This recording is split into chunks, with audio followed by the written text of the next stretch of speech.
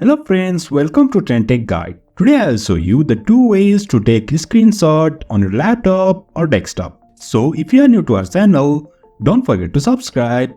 So let's start. The first one is to take a screenshot of whole screen, and the second one is to take a screenshot of portion of your screen. First of all, let's start the first one. So to take a screenshot of your whole screen, just press your Windows button and the print screen. And you can see over here you can see I have taken a screenshot of my whole screen. To find that, we can just go to this start and search for screenshot. And you can see here is my screenshot number 2689. This is the latest one. And you can see this is my screenshot which I took of this screen. And now let's go to the next one.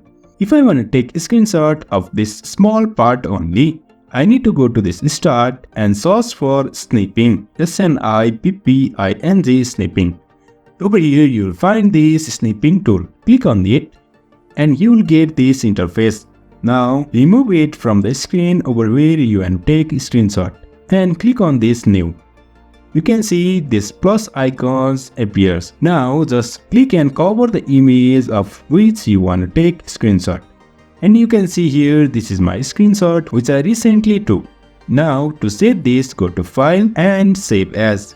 You can give your name. I'll give my name as test screenshot and I'll save it to desktop. So in this way we can take screenshot on our desktop, whether it be full screen or the part of a screen. So if you find this helpful, don't forget to subscribe.